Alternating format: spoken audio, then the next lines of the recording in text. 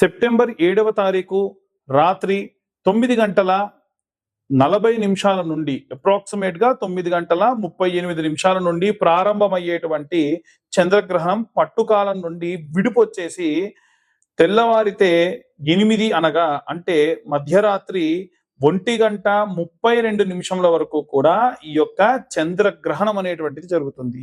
ఈ యొక్క చంద్రగ్రహణం జరిగినప్పుడు ఈ యొక్క ద్వాదశ రాసుల వారు కూడా ఎలాంటి రెమెడీస్ తీసుకోవాలి, ఎలాంటి మంత్రపఠనం చేయాలి, ఈ సమయంలో ఏ రాశికి ఆ రాశి అంటే మేషరాశి వారికి నుంచి మేషరాశి నుండి మీనరాశి వరకు కూడా ఎలా ఉండబోతుంది, వాళ్ళు ఎలాంటి సంఘటనలు ఎదుర్కోవచ్చు, ఎలాంటి జాగ్రత్తలు తీసుకోవాలి అనే విషయాన్ని ఇప్పుడు మనం తెలుసుకుందాం. ప్రథమంగా మేషరాశి వారికి సంబంధించి ఈ యొక్క సెప్టెంబర్ నెలలో సంభవించేటువంటి చంద్రగ్రహణ కాలమునందు మేషరాశిలో ఏ రాశుల వారికి ఎఫెక్ట్ ఉంటుందంటే మేషరాశి, అలాగే మిథున రాశి, అలాగే కన్యా రాశి, అలాగే వృశ్చిక రాశి, అలాగే ఈ యొక్క కుంభరాశి, ఈ 5 రాశుల వారికి విపరీతంగా ఎఫెక్ట్ అనేటువంటిది ఉంది. కాబట్టి వీలైనంత వరకు వీరందరూ కూడా ఈ యొక్క 5 రాశుల వారు చాలా జాగ్రత్తగా ఉండాలి. అనవసరమైనటువంటి వాదోపవాదాలు చేసుకోకూడదు. ముఖ్యంగా మేషరాశి వారి విషయానికి వస్తే వీరి మేషం నుండి 12వ స్థానంలో శనిగ్రహ సంచారం ఉంది. ఈ యొక్క శనిగ్రహ సంచారం ఉన్న సమయం నందు 12వ స్థానం వ్యయస్థానం కాబట్టి పొరపాటుగా మాట్లాడడం వల్ల ఏదైనా సరే ఆస్తి గాని ధనం గాని పోగొట్టుకునే అవకాశం ఉంటుంది. 3వ స్థానంలో అయినటువంటి మిథునానికి కూడా ఈ యొక్క ఎఫెక్ట్ ఉండడం వలన ఈ మిథున రాశి వారికి విపరీతమైనటువంటి మిథున రాశిలో చంద్రగ్రహణం కూడా సంభవిస్తున్న కారణం వలన ఈ యొక్క మేషరాశి వారికి అనుకోని సంఘటనలు వారి ద్వారా ఏమన్నా తెలవడం, అనుకోని విషయాలు తెలవడం, కాస్త మనస్సు ఆందోళన చెందడం, నిద్రలో ఉన్నటువంటి పీడకలు వచ్చి లేవడం, ఇలాంటివన్నీ జరిగే అవకాశం ఉంటుంది. అలాగే ఈ యొక్క కన్యాలో కుజగ్రహ సంభావితమైనటువంటి ఉండడం వలన భూమి సంబంధితమైనటువంటి అనుకూల స్థితులు ఏవి కూడా కలగకుండా ఉండే అవకాశం ఉంటుంది. ఏకాదశ స్థానమునందు రాహుగ్రహ సంచారం ఉండడం వలన ఇది ఏమవుతుంది అనంటే ఈ గ్రహ సంచారాల్లో భాగంగా విపరీతమైనటువంటి ఆందోళన అనేటువంటిది ఈ యొక్క చంద్ర గ్రహణానికి సంబంధించి జరిగే అవకాశం ఉంటుంది. ముఖ్యంగా ఈ రాశి వాళ్ళైతే చదవాల్సిన మంత్రము అంటే అందరూ చదవాల్సినటువంటి మంత్రం చెబుతున్నప్పటికీ ఈ రాశి వాళ్ళు ప్రత్యేకంగా చదవాల్సిన మంత్రం ఏమిటి అంటే ఓం నమో స్కందాయ నమః అన్న మంత్రం, లేదా ఓం నమో సుబ్రహ్మణ్యాయ నమః అన్న మంత్రం చదవడం వల్ల విశేషమైనటువంటి సత్ఫలితాలు పొందవచ్చు. ఇక అన్ని రాసుల వారు కూడా ఎలాంటి రెమెడీస్ తీసుకోవాలి, ఎలాంటి మంత్రం చదవాలి అనే విషయాన్ని ఇప్పుడు మనం తెలుసుకుందాం. చిన్నపిల్లలు, వృద్ధులు, అలాగే గృహిణులు, ఉద్యోగం చేసేటువంటి స్త్రీలు, సినీ రాజకీయ రంగాల వారు, ఉద్యోగస్తులు, వ్యాపారస్తులు, విదేశాలకు ప్రయాణం అవుతున్నటువంటి వాళ్ళు, వీరిలో ప్రత్యేకంగా కుటుంబం అంటే మన కుటుంబంలో అందరము ఉంటాము. అందరిలో కూడా ఎవరికి ఒంట్లో బాలేకుండా ఉన్నా, ఎవరికి ప్రయాణంలో ఇబ్బందులున్నా ఖచ్చితంగా మనకి ఏదో రకమైనటువంటి ఇబ్బందిగా ఉంటుంది. కాబట్టి ఇంట్లో ఉన్న అందరూ బాగుండాలి, ఏవైనా సరే ఇబ్బంది పడకుండా ఉండాలి అంటే ఈ యొక్క సెప్టెంబర్లో వచ్చేటువంటి గ్రహణకాల సమయమునందు మనం ఎలాంటి రెమెడీస్ తీసుకోవాలి, ఎలాంటి మంత్రపఠనం చేయాలనే విషయాన్ని ఇప్పుడు మనం తెలుసుకుందాం. ఈ గ్రహణ కాలంలో వీలైనంత వరకు కూడా మనము భోజనాదులు చేయకుండా, నిద్రపోకుండా, అంటే ఉదాహరణకి వచ్చేటువంటి సమయాన్ని బట్టి కొంతమందికి మాత్రం మనకు ఉపశమనం ఉంది. అందులో వృద్ధులు, ఏదైనా సరే వ్యాధితో బాధపడుతున్న వారు, అలాగే చిన్న పిల్లలు, వీరికి భోజనం చేయకూడదు. కానీ ఏవైనా సరే టీ, కాఫీ లాంటివి, ప్రెగ్నెంట్ లేడీస్, అది కూడా ఎమర్జెన్సీ అయితేనే ఫ్లాస్క్లో ఇంతంత దర్భ వేసుకొని ఉంచి ఆ కాఫీ, టీని అది కూడా చాలా తక్కువ మొత్తంలో తీసుకుంటే మంచిది. అలాగే ఏవైనా సరే డ్రై ఫ్రూట్స్ లాంటివి కానీ ఏవైనా సరే ఈ గర్భిణీ స్త్రీలు తీసుకోవచ్చు. అలాగే మిగిలిన వాళ్ళందరూ కూడా మంచినీళ్ళు కూడా అది కూడా దర్భ వేసి ఉండాలి ఆ నీళ్ళలో, దానివల్ల దోషం అనేది రాదు. ఏం మాట్లాడతారండి, ఇవన్నీ ఇవాళ రేపు అంత ఉత్తిదే, ఎవరు చెప్పారు మీకు అలాగా?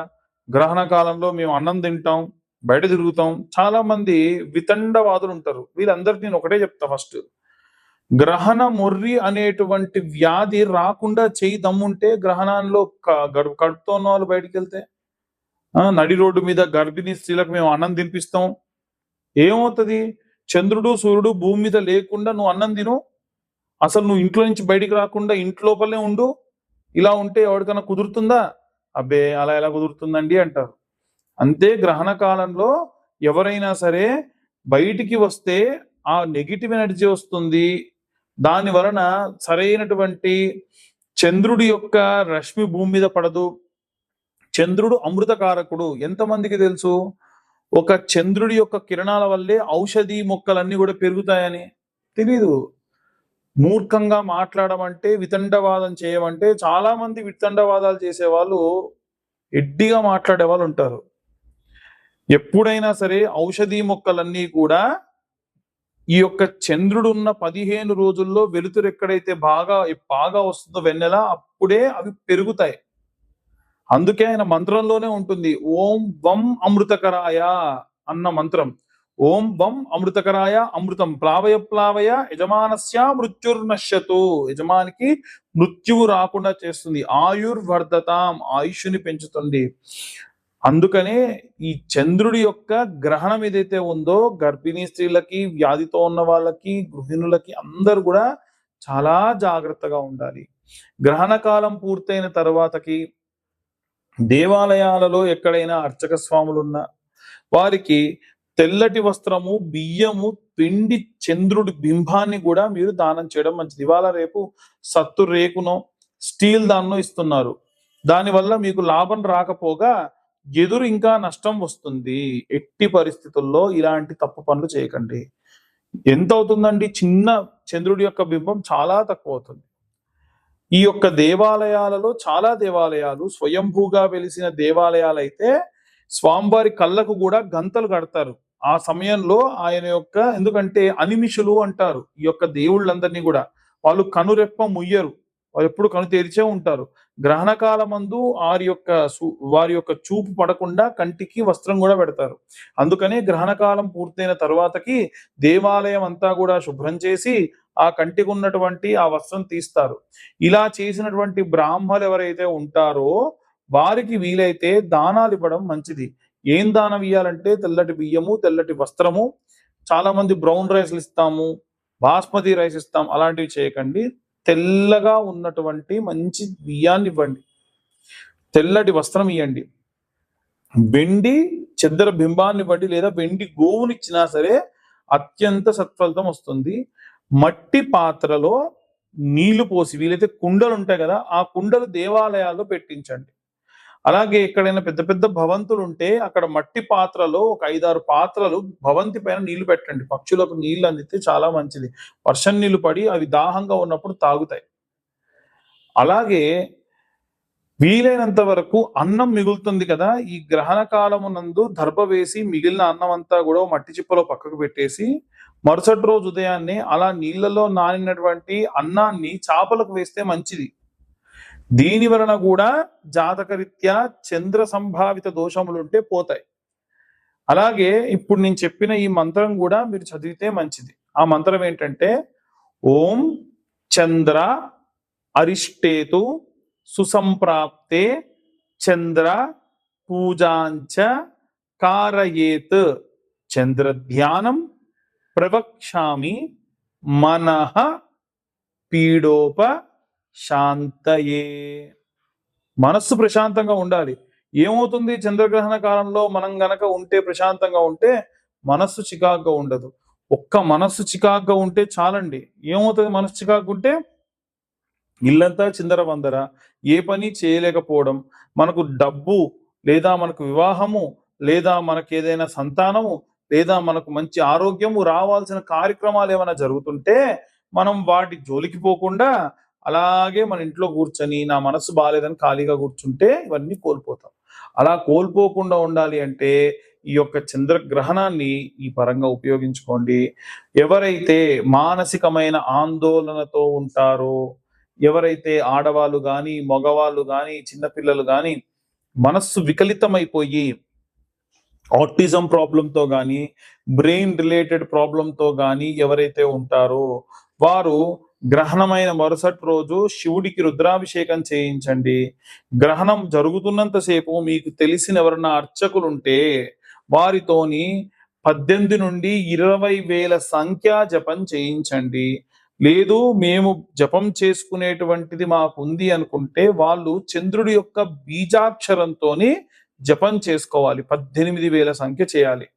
గ్రహణ సమయంలో మనం చెప్పిన ప్రతి ఒక్క మంత్రం కూడా 1000 సార్లకు శక్తినిస్తుంది. 18,000 చేస్తే ఇక జీవితంలో చంద్ర సంభావిత దోషములుండవు. వారి మానసికమైనటువంటి ఆందోళనకరమైనటువంటి రోగములన్నీ కూడా తగ్గుతాయి. కాబట్టి ఈ గ్రహణాన్ని ఈ పరంగా ఉపయోగించుకోండి. ఖచ్చితంగా చెబుతున్నాను. ఆటిజం ప్రాబ్లంతో ఉన్న వాళ్ళు కానీ, నత్తి మాట్లాడే వాళ్ళు కానీ, సరైనటువంటి ప్రాపర్ కమ్యూనికేషన్ అందించలేని వాళ్ళు ఎవరైనా ఉన్నా సరే వారి కోసం ఈ జపం చేయించండి అర్చకులతోని. ఖచ్చితంగా మీకు సత్ఫలితాన్ని ఇస్తుంది. అలాగే ఇవన్నీ కూడా గోచార రీత్యా చెప్పేటువంటి విషయములు మాత్రమే.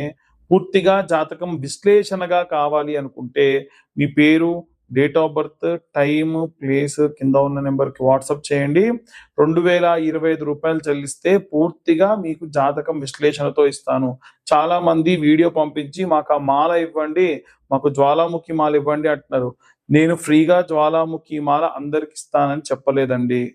ఎందుకంటే ఆ మాలకు అయ్యేటువంటి ఖర్చే ఓ 1,116 ఉంటుంది. నేను జాతకం చెప్పించుకున్న వాళ్ళు ఎవరైతే ఉంటారో 2,025 రూపాయలు కట్టి వారికి ఆ మాల నేను కొరియర్ చేస్తా అని చెప్పా. అలాగే ఇప్పటికీ చెప్తున్నాను. ఎందుకు అంటే ఉన్న సమయం అనేటువంటిది వీరందరికీ బాగుండాలనేది నా ఉద్దేశం. కాబట్టి అందరూ కూడా ఈ గ్రహణాన్ని పాటించండి. శ్రద్ధగా వీలైనంత వరకు జపం చేయండి. సర్వే జనా సుఖినో భవంతు. స్వస్తి.